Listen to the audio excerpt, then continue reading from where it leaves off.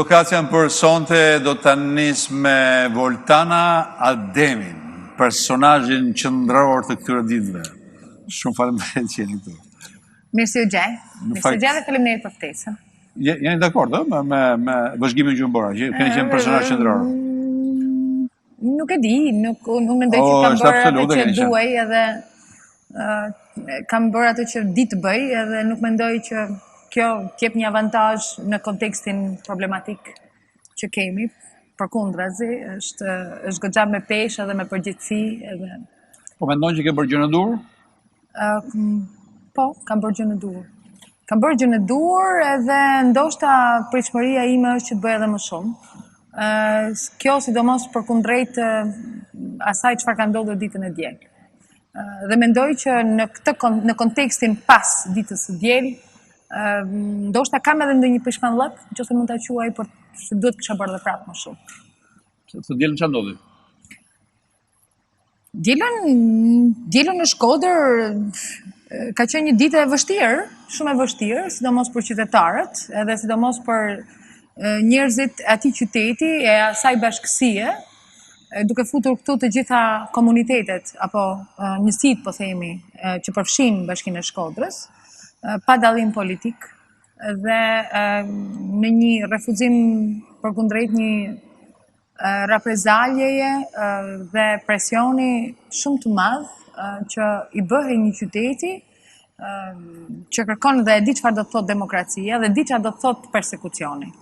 Edhe prandaj ka qenë një ditë e vështirë, edhe i kam falendëruar qytetarët e mi shumë, edhe vazhdoj akoma gati ka qenë shumë e rëndësishme, sidomos për ta, sidomos edhe për mua, për t'u ballafaquar edhe qëndrimi im përkundrejt atyre, dhe prandaj them që unë duhet kisha bërë më shumë, prapë më shumë, sepse refuzimi ka qenë i madh dhe ka qenë masiv. Po më shumë çfarë mund të bëja?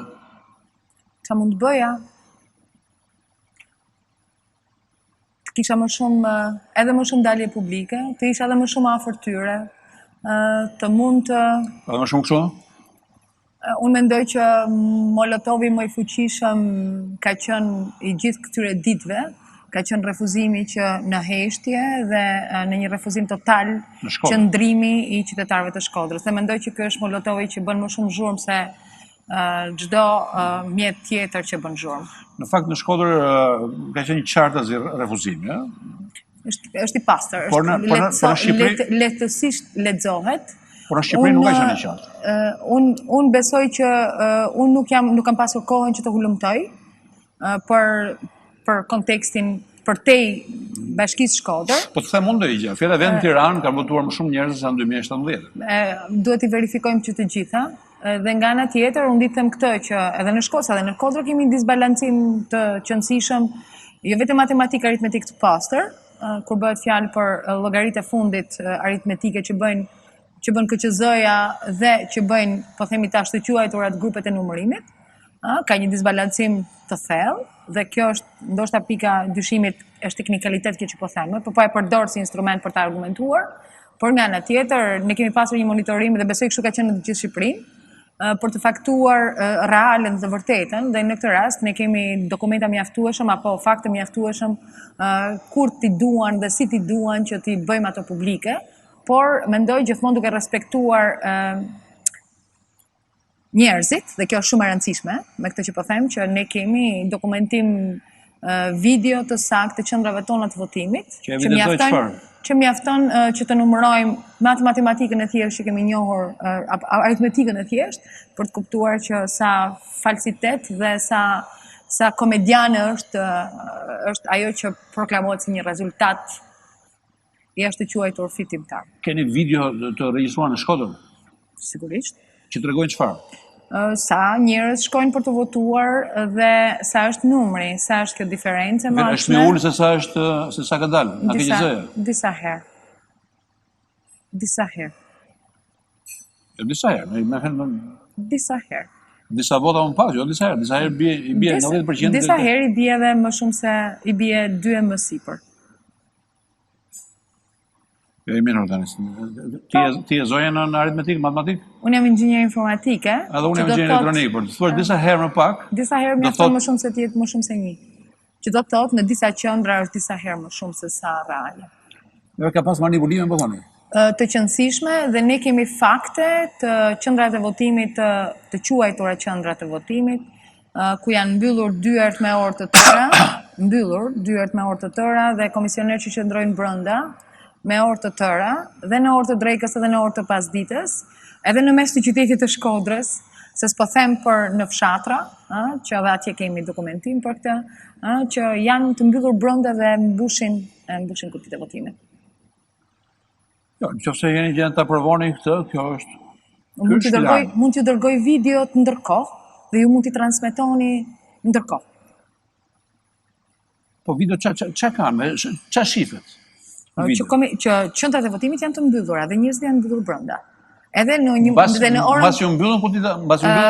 Ka disa të tilla, ka nga ato që janë mbyllen gjatë drekës dhe vazhdon e punohet brenda, sepse sigurisht komisionerët që janë të njëjtës trup, po themi politike, dhe përse duhet të mbyllen dyert e para. Tjetra është që ne kemi qendrat e votimit, ku komisionerët kanë dalur në orën 9:20 të darkës nga qendra. Dhe kjo ka ndodhur tek ambulanca në qendrën e qytetit të Shkodrës. Po ju ndërkohë do keni akses të listat e votuesve, njerëzve që kanë shkuar votojnë, dhe ju mund të bëni verifikimet e duhura nëse janë shtuar njerëz. Unë mendoj që do të jetë një proces i vështirë, sigurisht, do të duhet, në qoftë se flasim për një vullnet, dhe sepse marrëzia e kësaj çfarë ka prodhuar Edi Rama është nuk po i dihet fundi. Në këtë kontekst, duhet them që marrëzia arrin deri aty sa do të ketë hapësirën për ta bërë këtë, kushdo që kërkon që të verifikohet në emër të transparencës, demokracisë, vlefshmëria e një kutie, por gjithsesi mendoj që në kuadër të raportit që doli dje, është rasti edhe për t'i bërë edhe një thirrje të gjithë anëtarëve të KQZ-s, të gjithë anëtarëve që kanë mundësinë edhe teknike për ta bërë këtë, në emër të ligjit, të përballen me vetdijen që i takon, për të mos u përballur nesër me ndonjë padi penale që do ngarkojë më shumë mbi ata për manipulim të qëndësishëm të drejtës së gjithë secili qytetar që është drejtë themelore. Jo, Voltana, mua do më kesh në krahun tënd, nëse është fjala për të kërkuar transparencën e votimeve aty, mund lidhen në Shkodër dhe të protestoj me ty. Unë duhet të shoh listën e njerëzve që kanë votuar, sepse kjo akuzë që bëni ju kjo është shumë e rëndë. Po. Edhe unë duhet marrë vesh nëse ju po hidhni balta apo po thoni të vërtetën. Jo, unë mendoj që faktet duhet në momentin që nuk është rasti, besoj që ta bëjmë, unë thash videot mund t'ja dërgoj që tani janë të publikuar. Jo, video kështu si ma thua ti nuk më thonë gjë të madhe, shkyç dera, ku ti gjë tani, shkyç apo se shkyç? Atëherë mjafton të verifikojmë edhe të gjitha firmat e hedhura, edhe ti ballafaqojmë me njerëzit. Ne kemi emigrant që janë jashtë Shqipërisë dhe mjafton të verifikojmë Teamsin për të verifikuar që dhe krahasojmë atë, është kaq e thjeshtë. Kjo është provë. Po kjo mund bëhet. Besoj që duhet bëhet. Dhe këtë po i kërkoj Komisionit Qendror të Zgjedhjeve, të jetë kujdesshëm. Po, aty është një përfaqësues i zguri, që është përfaqësues e opozitës. Mendoj që vlen për të gjithë, pavarësisht çfarë përfaqësojnë aty, ata janë një trup që duhet të jetë e paanshme, pavarësisht gjithë kontestimeve edhe publike, edhe mediatike, edhe politike. Është rasti që në çdo moment ka një moment kthese dhe gjithë secili duhet të mendojë, të fillojë nga vetja, pastaj të veprojë me vetdijen e plotë për të respektuar ligjin, është shumë e rëndësishme kjo. Unë jam shumë interesuar. Kjo është teknike në kuadër të gjithë zallamahisë dhe problematikës madhe që kemi ne në Shqipëri. Ja, po diçka do Voltana, këtu ka 30 vjet që para gjumb, opozita, përgjithsisht, socialistë apo demokratë, çka ka qenë, është përpjekur të bëjë pis çdo proces. Në fakt proceset edhe kanë qenë pis. Edhe kjo gjë vure edhe ditën e dielën, gjatë gjithë ditës pati njoftime, një njeri me 2 shenja në gishta ndryshme, një njeri i vdekur që është duke votuar. Ose një njeri që është detyruar të shkojë të votojë.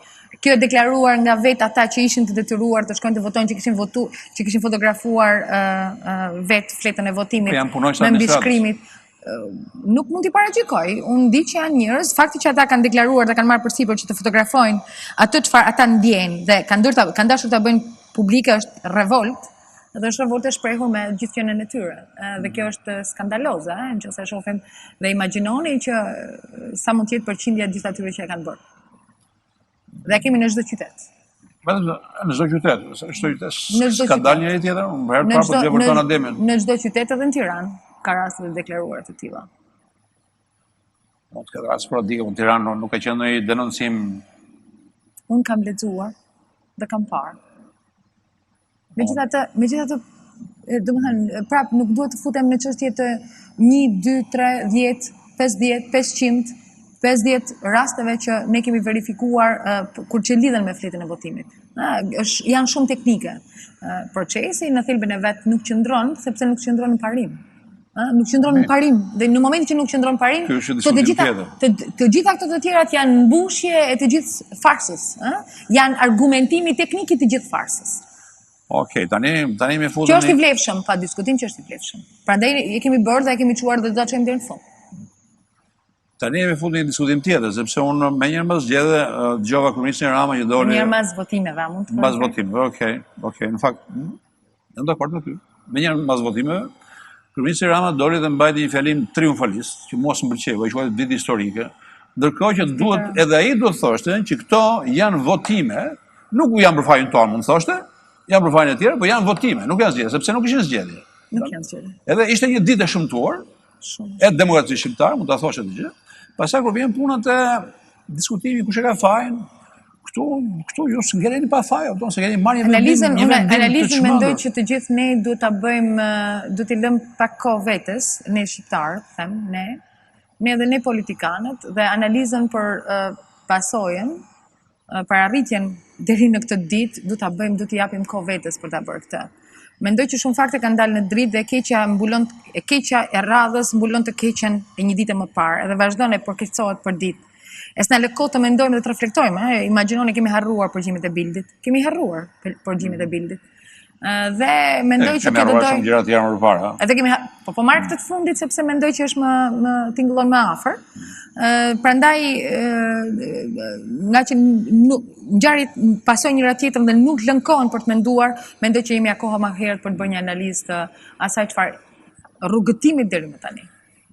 Jam informuar që keni pas një takim sot me zotin Basha? Po, unë po vi direkt, në fakt, dhe kemi pasur,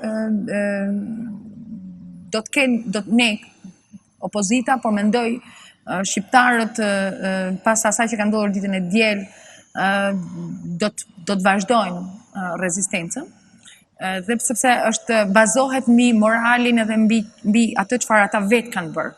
Prandaj do duhet të gjejmë dhe të vazhdojmë rrugtimin, sepse përtej një karrigeje apo një zyreje, dhe po i referohem, po duhet të përgjigjem në advans, një pyetje që e pres edhe nga ana juaj, do lironi zyrën se më bëhet përgjigj kjo pyetje. Nuk qenë më të bëj. Përtej ndjes. Përtej po e sqaroj. Përtej një karrigeje apo një zyre minimaliste në kuptimin formal të fjalës, mendoj që problemi që ne kemi sot në Shqipëri shkon përtej vendorëve, përtej bashkive. Është krizë e madhe që lidhet me demokracinë dhe me themelin e demokracisë. E kjo duhet mendoj të na shqetësoj shumë, ekstremalisht shumë. Dhe përgjigjja që është dhënë ditën e diel, nuk e di nëse populli jonë ndonjëherë ka reaguar më fuqishëm se ditën e diel. Po ju do lironi zyrën? Unë do jem në krahun e njerëzve, kjo është e sigurt. U tha nga Basha, qëndrimi tjetër që nuk më pëlqeu, doli Basha mbas Ramës apo para Ramës, nuk e di, ndoshta para Ramës, dhe tha që 85% e shqiptarëve refuzuan qeverinë. Kjo është absolutisht e pavërtetë. Ti s'mund ta marrë 85%. E referohemi një? Jo, ti s'mund ta marrë tëndin, një pjesë e votuesve nuk janë Shqipëri fare, edhe është një përgjigje e madhe. Një pjesë e votuesve nuk votojnë kurrë asnjëherë. Kështu s'mund të marrësh të tutën, kurse mua më pëlqen edhe të kem edhe, unë e di që edhe Mustafa Nano në këtë rast është pjesë e këtij 85%-shi. Dhe kjo më mjafton që edhe me zërin e Mustafa Nanos, që e thot, dhe e ka thënë. Nuk jam pjesë e 85%. Unë shkova votova. Ti nuk e di që kam votuar? Jo, nuk e di që kam votuar, nuk e di fare, por mendoj që të paktën me zërin tënd ti e ke thënë. Ti e di, jo, unë jam shumë kritik ndaj qeverisë, po ti e di që unë vendimin që ka marrë opozita për djeg mandatet dhe quaj vendim të gabuar, fatalisht gabuar. Kjo s'ka lidhje fare me procesin, kjo ka lidhje... Edhe bojkotimin e zgjedhjeve. Kjo është një qëndrim, atëherë, ju keni pranuar që ka zgjedhje. Mendoj që... Jo, bojkotimin... Këtu jemi një dallë faqe. Bie dakord me ty, sa po e thash, votimin. Ju sa po thash votimin. Atëherë kaq, edhe e thën kështu, pavarësisht instrumenti që përdor dikush për ta bërë dhe për ta thënë, edhe kjo është pjesë e 85%-shit. Dhe kjo edhe kaq më mjafton edhe mua, si kryetar bashkie, si qytetar i thjesht, për të besuar që po, është përtej edhe Partisë Demokratike qëndrimi që ka mbajtur, është më i thelluar, është më i rëndë, është më refuzues qëndrimi që ka mbajtur gjithë populli. Unë me të shoh aty Intelektual, figura të ndritura të artit, gazetar, njerëz të shkencës, studiues, flasin me zërin që ka pesh, dhe mendoj që i japin pesh atij 85%-shi. Ne bjem dakord kur flasim për qeverinë. Bjem dakord që data 30 ishte ditë votime, që ose zgjedhjesh. Po. Por atëherë jeni në krahun e 85%. Jo, po ju keni marrë është selfsor. Ju keni marrë dy vendime që nuk janë marrë në asnjë vend tjetër, edhe ku janë regjime ashtu të egra dhe mizore, ku njerëzit kanë mundësi për të votuar dhe shkojnë votojnë. Jo, do që të mandatat dhe nuk shkuat. Me sa po bëm diçka, nëse mund ta quaj një kompromis, që do thotë mendoj që për analizën e të shkuarës së afërt do t'i lejojmë kohën vetes për të bërë analizat e sakta që vinë si rrjedhoj edhe një, po themi, kompletimi të gjithë panoramës së plot të fundit. Dhe kjo do të kërkoj kohën e vet pa diskutim. Sot ka qenë presidenti Ilir Meta, ka në një konferencë për shtyp. E keni ndjekur? Po, kam ndjekur. E kam ndjekur pjesë, sepse për shkak të angazhimit në punë edhe gjatë ditës ka qenë e pamundur. Voltana Ademi çfarë mendon për lësinë? Lësia, edhe një herë? Pyetje e vështirë? Jo, nuk ka lidhje. Nuk mendoj, nuk ka asnjëherë pyetje të vështira. Gjithmonë ka pyetje dhe ka gjithmonë një përgjigje ose. Ja, po mund të ketë një pyetje që Voltana Ademi mund të thotë, "Më mirë mos ma bëje këtë punë." Ja, me gjithë lirinë, unë besoj te liria e fjalës edhe besoj shumë te liria e fjalës. Biles të drejtën gjatë gjithë kësaj kohe. E dini kush ka qenë aleati im më i mirë? Media, të gjithë gazetarët, pavarësisht pozicionimit, për ato çfarë ata kanë, mendojnë, qasen, media ka qenë dhe mbetet e tillë. Por lidhur me LSI-n. E pse kanë simpati media, pse ka simpati për Jo, kanë gjetur hapësirën, jo, nuk është çështje simpatie, por mendoj që kanë pasur një qasje për të dhënë mundësinë dhe hapësirën domosdoshme për të thënë fjalën e lirë, në kuadër të fjalës së lirë. Prandaj e lidha me këtë fakt. Edhe jemi të pyeta për LSI-n, ha? Kthehemi tek LSI-ja. LSI-ja është një forcë politike dhe e rreshtuar në krahun opozitar. Këto e dim, po në një se dim. Dhe në këtë moment e vazhdon të jetë në krahun opozitar dhe ndoshta mendoj që kjo është një qasje jo vetëm e kësaj partie, përkundrejt një demokracie të domosdoshme. Keni parasysh që po flasim për një forcë të majtë, dhe jo vetëm kjo forcë politika, dhe ka dhe forcat e tjera politika të majta, por edhe të majtë të ndershëm, socialistë të ndershëm, që janë rreshtuar tashmë në krahun opozitar. Këtë mund të them për LSI-n sot.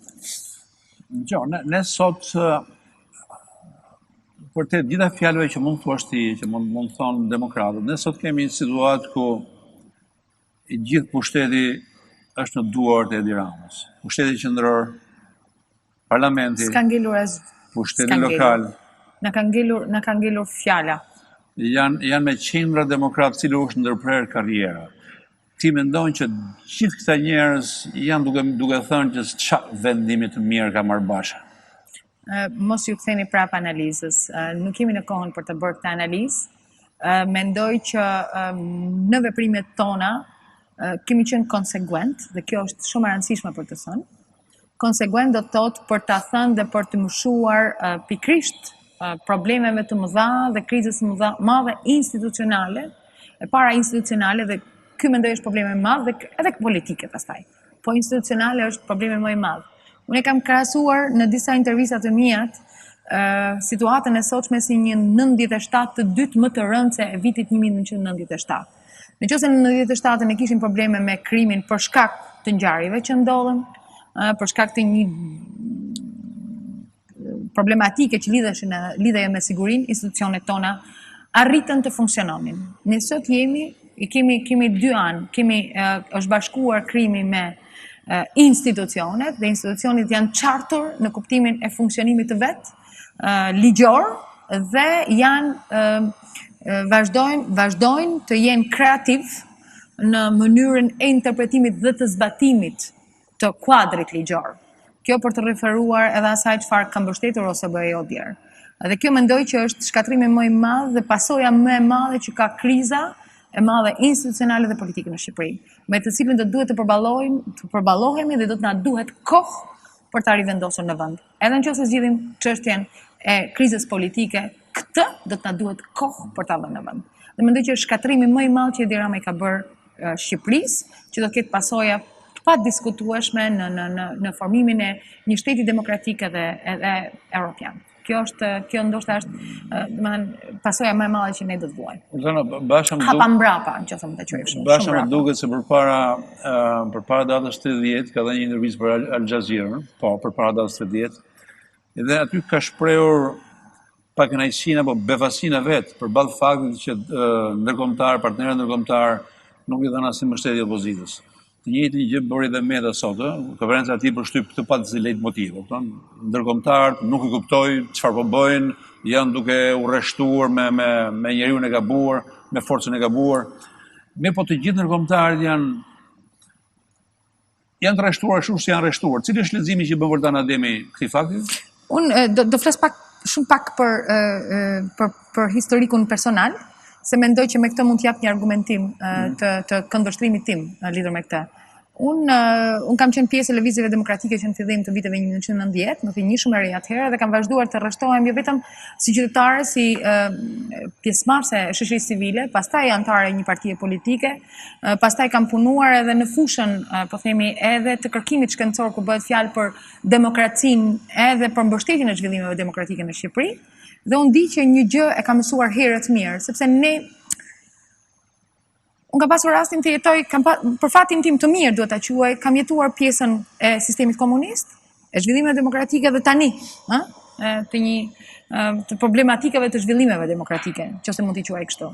Dhe unë di që kam mësuar herët, dhe kam mësuar nga ndërkombëtarët, bazat principet mbi të cilat ne duhet punojmë dhe punojmë për ditë. Dhe kam mësuar herët që kur isha 18 vjeç. Dhe kam vazhduar të formohem duke, edhe kur them unë, por shumë nga brezi jonë, që jemi sot në një karrierë edhe politike, që kemi marrë edhe disa përgjegjësi, dhe tashmë kemi përvetësuar, nëse mund ta quaj kështu. Dhe nuk mund të kthehemi mbrapsht. Askush nuk mund pranoj nga ne, as unë personalisht nuk mund pranoj që ato principe dhe parime që u mësuam, u përpoqim që të transmetonim të tjerëve.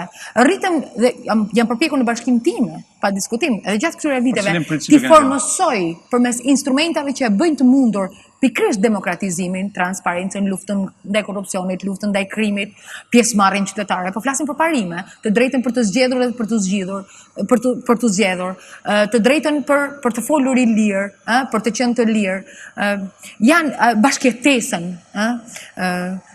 bashkimin, dhe po i kthejmë përsëri, ne kemi një përçarje goxha të madhe që po na thellohet në vazhdimsi dhe mendoj që është një ndër problemet pasoje që do të kemi të kësaj krize. Është shumë e rëndësishme dhe ne kemi nevojë për një bashkim të vërtet të shqiptarëve.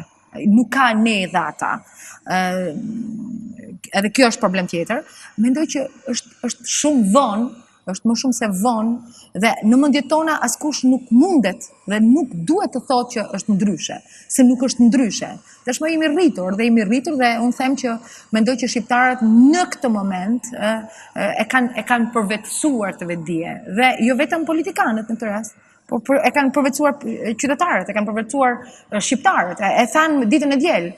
Prandaj në këtë kontekst të gjithë mendoj edhe në vetdijen e vet, edhe të gjithë ndërkombëtarët e dinë mirë, e dinë shumë mirë, artifica që vinë përmes deklaratave apo problematika të tjera që ndoshta janë për të nesh, që ne nuk i dimë, mbasi do të kërkojmë kohën e vet për të bërë të qarta nga të gjithë, sepse gjithë secili do duhet ta qartësoj këtë përballë asaj çfarë ne na kanë mësuar që në vitin 1990.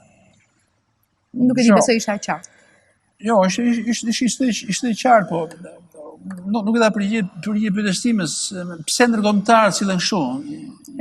Sa pa e thash, mendoj që nuk e dim akoma, mund dalin nesër në gjë. Do duhet presim kohën e duhur për ta bërë këtë. Por ju themi gjë që ndërkombëtarët. Por mendoj që në thelb, nëse këto janë principet që na kanë mësuar, e gjithë asistenca ndërkombëtare prej që në vitet 1991 këtë ka bërë me Shqipërinë. Dhe kur flas për asistencë ndërkombëtare, flas për të gjithë mbështetjen në lëvizjet demokratike, por jo vetëm, në lëvizjet për ndërtimin e institucioneve në Shqipëri që bazohen në këto principe. Edhe në kuadër të integrimit, por edhe mbështetja nga amerikanët, nga të gjithë ka qenë në këtë frym dhe vazhdon të jetë bazuar në këto principe të ligjit të së drejtës, të zbatimit, të ndërtimit të një shteti demokratike me radhë. Dhe këto janë principe që në të gjitha vendet europiane, edhe në Shtetet e Bashkuara të Amerikës, qëndrojnë, për sa kohë qëndrojnë, unë vazhdoj të besoj këtyre principeve dhe vazhdoj të besoj që të gjithë këto shtete i mbështesin dhe të vazhdojnë të mbështesin. Dini cili është shpjegimi im, zonja Artifica, thash edhe një herë, të qëndrimeve specifike, mendoj që do duhet të bëhen të qarta në një kontekst që ndoshta është panjohur. Jo, po nuk flas për qendrime specifike, po flas për korin diplomatik që ka folur, për korin e partnerëve ndërkombëtar. Në fakt ka disa ditë unë nuk dje deklarata ose BE-Odirit. Ose po diri është një gjë që merret me zgjedhje, unë flas për faktorë ndërkombëtar politik, flas për Amerikën, flas për BE-n këto. Janë dje vëzhguesit e pavarur që pikërisht bazojnë vlerësimin e vet mbi këto parime që unë thash, kanë pasur reagimin e duhur. Është shenjë pozitive. Unë kam një shpjegim timin, po ta bëj tani do thoni ju tuaj në ne jemi në fund të programit, nuk di nëse do ta bëj, po nëse më jepni fjalën që ju do bëni replikën me 10 sekonda, 20 sekonda, 1 minutë, po. Ta bëj vëzhgimin tim. Vëzhgimi im është ky. Ndërkombëtarët në një moment caktuar kuptojnë që shoqëria shqiptare është shumë e korruptuar, klasa politike shqiptare është shumë e korruptuar, majtas dhe djathtas.